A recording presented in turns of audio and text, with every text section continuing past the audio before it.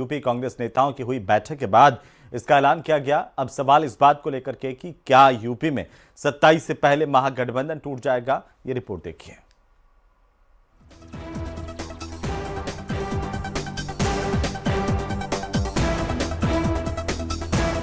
...2024 लोकसभा में जिस महागठबंधन के तहत सपा और कांग्रेस ने मिलकर चुनाव लड़ा, अब उस गठबंधन की गांठ खुलती नजर आ रही है। दरअसल कांग्रेस ने यूपी में पंचायत चुनाव अकेले लड़ने का ऐलान किया है।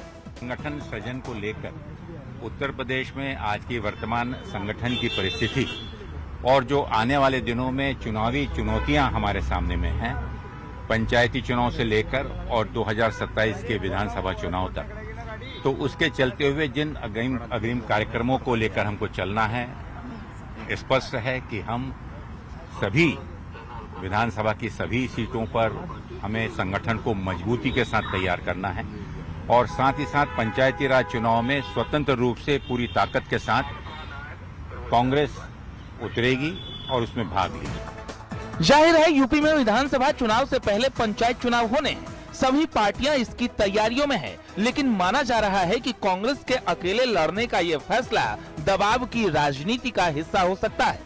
कहीं न कहीं ये एक प्रेशर पॉलिटिक्स के तौर पर देखा जा रहा है, क्योंकि इससे पहले भी देखा जाता रहा है कि उत्तर प्रदेश में विधानसभा चुनाव भी एक बार कांग्रेस और सपा मिलकर लड़ चुकी थी।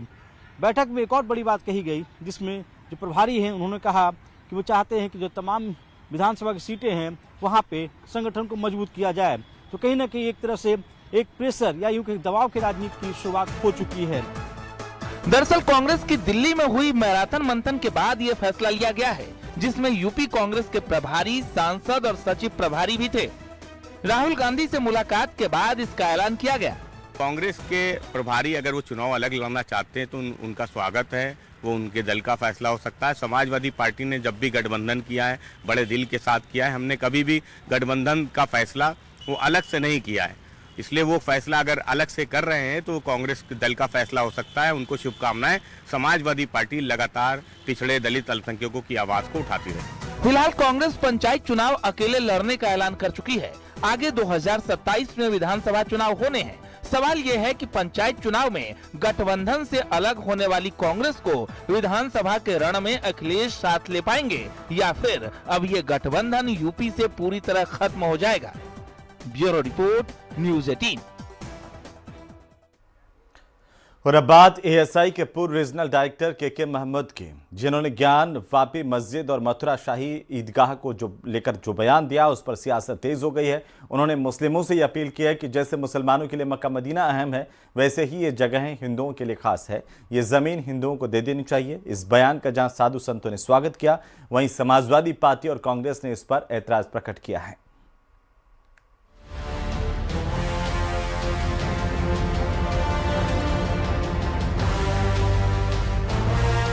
अयोध्या में राम मंदिर निर्माण के साथ ही बीजेपी ने नारा दिया था, अयोध्या तो बस झांकी है, काशी मथुरा बाकी है। हालांकि काशी और मथुरा दोनों जगहों पर मामला कोर्ट में चल रहा है, लेकिन इसी बीच एएसआई के पूर्व रीजनल डायरेक्टर के मोहम्मद ने ज्ञानवापी मस्जिद और मथुरा शाही ईदगाह को लेकर जो बयान दिया, उससे सियासत तेज हो गई है। उन्होंने मुस्लिमों से अपील की है कि जैसे मुसलमानों के लिए मक्का मदीना अहम है, वैसे ही ये जगहें हिंदुओं के लिए खास है। ये जमीन हिंदुओं को दे देनी चाहिए। I had said Muslims should give up two more important historical places, and these are the temples also.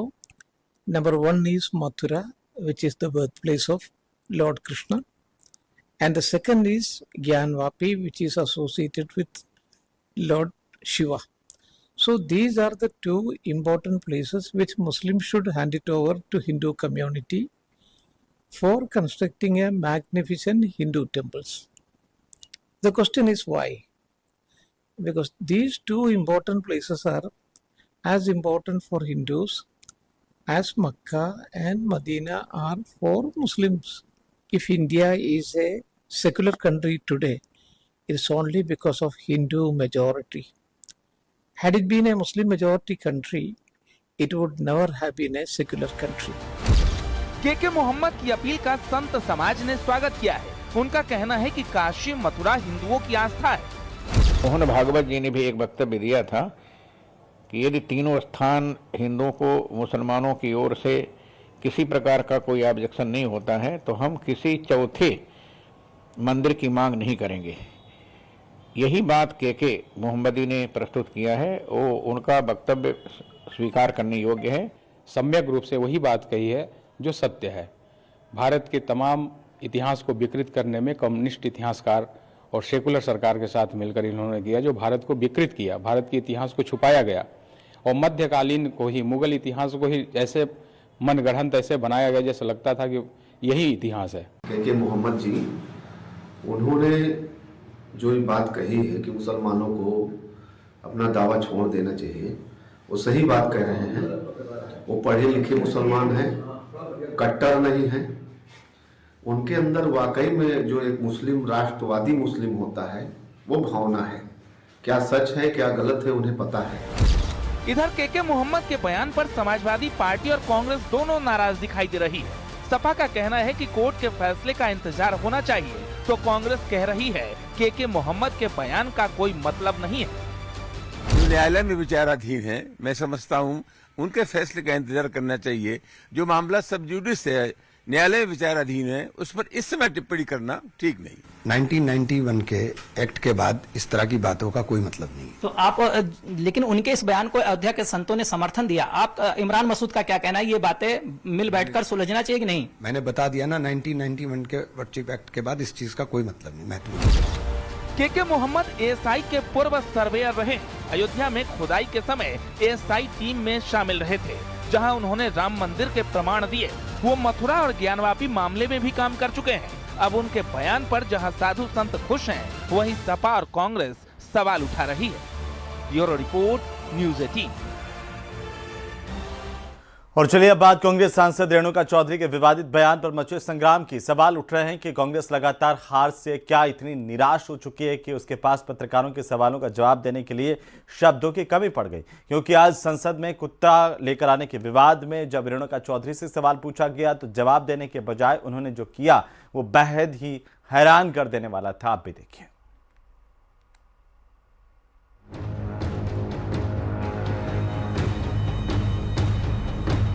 और क्या बोले। ये तस्वीरें आज संसद भवन परिसर की हैं, जहां पत्रकारों ने कांग्रेस नेता रेणुका चौधरी से एक सवाल किया, जिसे सुनकर वो इतनी चढ़ गईं कि उन्होंने कुत्ते की आवाज निकालना शुरू कर दिया। पहले सुनिए क्या सवाल था और रेणुका चौधरी ने क्या और कैसे जवाब दिया। प्रिविलेज मोशन लाने की तैयारी कर रही है बीजेपी, क्या कहेंगे आप? क्या और क्या बोले। दरअसल रेणुका चौधरी की ये झल्लाहट और खींच यूं ही नहीं है। 2 दिन पहले उन्होंने देश की संसद और सांसदों के साथ ही संसद के कर्मचारियों तक पर एक विवादास्पद बयान दिया।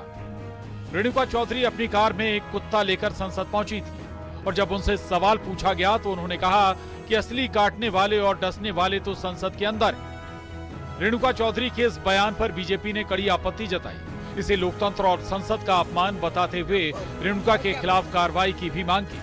लेकिन राहुल गांधी ने अपनी सांसद रेणुका चौधरी के बयान का समर्थन कर विवाद की आग में घी डाल दिया। आप अपना करते हैं, जानवर को पसंद नहीं करते है ना सरकार।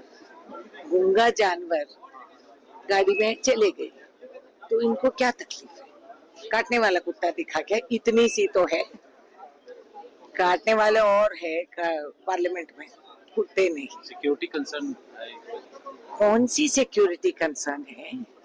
उसका भी पास बनता है क्या? अच्छा बना दो, बाकी तो हम क्या बोले, बना दो पास उसका। क्या कर दिया बेचारे कुत्ते ने? यहाँ आता था? हाँ सर, यही है। अलाउड नहीं है? ऐसा कोई रूल बुक में नहीं है, बट पेट अलाउड नहीं है। पेट अलाउड नहीं है, पेट अंदर अलाउड है। वहीं राहुल गांधी के बाद अब कांग्रेस के एक और नेता ने रेणुका के कुत्ते की आवाज निकालने वाले बयान का समर्थन किया। कांग्रेस नेता पवन खेड़ा ने कहा कि रेणुका चौधरी ने सही जवाब दिया है और अगर वो भी खांसेंगे तो उनकी भी आवाज वैसे ही निकलेगी जैसे रेणुका चौधरी ने निकाली। उसमें तो चर्चा हो गई, उन्होंने आज जवाब बड़ा अच्छा दिया, उसमें बड़ा अच्छा जवाब दिया। मुझे लगता है उसके बाद कोई जवाब देने लायक बचता ही नहीं है। मेरे को तो खांसी भी हो रही नहीं तो मैं भी जवाब दे देता। मैं खांसता हूं तो भी ऐसे लगेगा आपको कि मैं भी वही कर रहा हूं।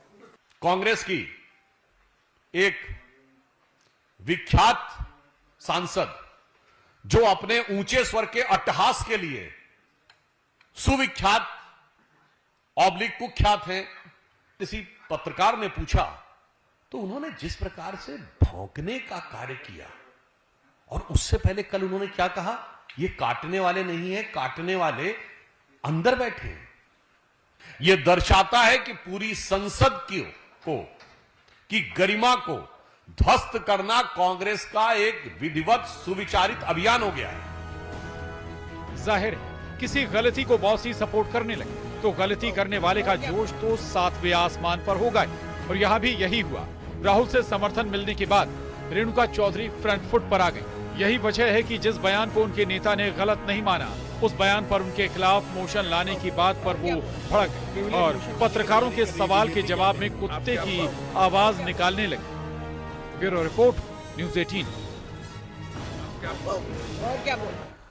और इसी बीच डीग से बड़ी खबर मिल रही है, जहां जिला कांग्रेस कमेटी की बैठक में हंगामा हुआ। कार्यकर्ताओं के 2 गुट आमने सामने हो गए और आज बैठक लेने के लिए जिला प्रभारी पहुंचे थे। जिला अध्यक्ष की घोषणा को लेकर के विरोध कर रहे हैं। जिला अध्यक्ष राजीव सिंह के विरोध में नारेबाजी की गई है। डीग से इस वक्त की बड़ी खबर, कार्यकर्ताओं के 2 गुट आमने सामने हो गए। जिला प्रभारी जब बैठक लेने पहुंचे तो हालात क्या बने, वो तस्वीरें देखिए। सबसे पहले सबसे तेज न्यूज़ 18 राजस्थान पर इस वक्त की सबसे बड़ी खबर डीग से। जिला अध्यक्ष राजीव सिंह के विरोध में नारेबाजी हुई है। जिला अध्यक्षों का ऐलान कर दिया गया, लेकिन कई जगह से इनकी खिलाफत की खबरें भी सामने आ रही हैं।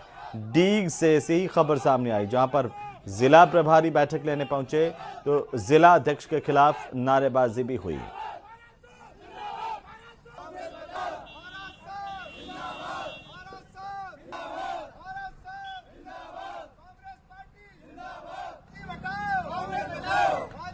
तो वहीं यूपी से अवैध बांग्लादेशी और रोहिंग्याओं को निकालने के लिए वेरिफिकेशन ड्राइव शुरू हो चुका है। लखनऊ के झुग्गी झोंपड़ी वाले इलाकों में पुलिस जाकर लोगों के दस्तावेज जांच कर रही है।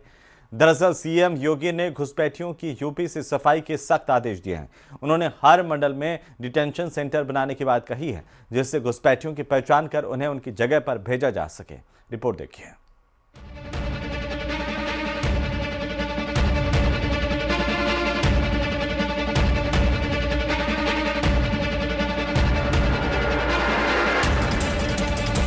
विदेशी घुसपैठियों को बाहर करने के लिए दिल्ली की तर्ज पर अब यूपी के जिलों में डिटेंशन सेंटर बनेंगे। वजह है कि अब प्रदेश के अंदर घुसपैठियों को नहीं बर्दाश्त किया जाएगा। इस पर सीएम योगी ने सख्त फैसला लिया है। इसी तर्ज पर अब बांग्लादेशी और रोहिंग्या घुसपैठियों पर बड़ी कार्रवाई शुरू होने जा रही है। सीएम योगी ने 17 नगर निकायों को सख्त आदेश दिया है। हर मंडल में डिटेंशन सेंटर बनेंगे। कमिश्नर और आईजी को आदेश दिए गए हैं। घुसपैठियों की पहचान करने के आदेश दिए गए हैं। रोहिंग्या और अवैध बांग्लादेशियों की लिस्ट बनाने को कहा है। हमारे मुखिया, प्रदेश के मुखिया माननीय मुख्यमंत्री योगी आदित्यनाथ जी ने जब ये कह दिया, महाराज जी का आदेश सर्वोपरि है, अब मैं इसको खुल करके इस पे काम करूंगी और हर विभाग को कहूंगी कि इस पे काम करें। जैसे बिजली विभाग ने कैसे वहां पे कनेक्शन दे दिया, आप लाइट हटाइए। जल कल ने हमारे कैसे वहाँ पे समरसेबल लगा दे, इनको हटाइए। इनका कनेक्शन काटना, इनका समरसेबल बंद करना, जब ये सब काम हम शुरू कर देंगे तो ये खुद ही यहाँ से चले जाएंगे। साथ ही कहा है कि नगर निकायों में काम करने वाले रोहिंग्या और बांग्लादेशियों की पहचान की जाए। इसके बाद अधिकारी एक्शन में आ गए हैं। लखनऊ में पुलिस लगातार अभियान चलाकर झोपड़पट्टी बस्तियों में रहने वाले लोगों के डॉक्यूमेंट की जाँच कर रही है। ये आप तस्वीरों में देख सकते हैं, महिलाओं से बाकायदा महिला पुलिसकर्मी पूछताछ कर रही हैं। यानी कि जो सिविल पुलिस है, जीआरपी है, आरपीएफ है, वो पूरी टीम यहाँ पर लगी हुई है। यानी कि अभियान इतना जमीनी स्तर पर ये चलाया जा रहा है कि किसी भी तरीके से कोई चूक ना हो, कोई घुसपैठी बचे ना। ये बताएं आप कि ये जो अभियान है ये किस स्तर पर आप चला रहे हैं और किस तरह के निर्देश हैं? ये अभियान तो लगातार चलता है, लेकिन अभी जो दिल्ली बम ब्लास्ट हुआ है उसको लेके बहुत कड़े रूप से इस पे आया है कि कोई भी इस प्रकार के घुसपैठिए तो रेल परिसर के अगल बगल निवास नहीं कर रहा है। उस तहत हम लोग इसकी मतलब पूरी और फिर से कर रहे हैं, रिव्यू कर रहे हैं। ये हम लोग करते रहते हैं कि कोई अवैध बस्ती या कोई अवैध व्यक्ति रेल परिसर के अगल बगल ना रहे। सरकार इस वेरिफिकेशन ड्राइव के जरिए अवैध रोहिंग्या और बांग्लादेशी घुसपैठियों को बाहर निकालने की कोशिश में है, तो वहीं इस एक्शन पर समाजवादी पार्टी सवाल उठा रही है और इसका विरोध कर रही है। घुसपैठिए देश में आ गए, उनको निकालना एसआईआर इसलिए की जा रही। बिहार में एसआईआर हुआ, घुसपैठिए कोई मिले नहीं। तब भी उनका मुद्दा यही, आपने देखा होगा, अभी कह रहे हैं किसी घुसपैठियों को नहीं आने दिया जाएगा। उत्तर प्रदेश के मुख्यमंत्री ने कहा कि हम डिटेंशन कैंप बनाएंगे। तो मंशा इनकी नीयत साफ नहीं। ये हिंदुस्तान के बहुत सारे बड़ी पैमाने में लोग जो हैं उनको विदेशी बताकर, घुसपैठिया बताकर निकालना चाहते हैं। फिलहाल घुसपैठियों की पहचान के लिए कार्रवाई शुरू हो चुकी है। उनको वापस भेजने की प्रक्रिया पूरी होने तक डिटेंशन सेंटर में रखने के लिए जगह तलाशी जा रही है। शासन के निर्देश पर जिलों में खाली सरकारी इमारतों, सामुदायिक केंद्र, पुलिस लाइन, थाने जैसी जगहें चिन्हित किए जा रहे हैं, जहां घुसपैठियों को कड़ी सुरक्षा में रखा जा सके। Bureau report, news 18।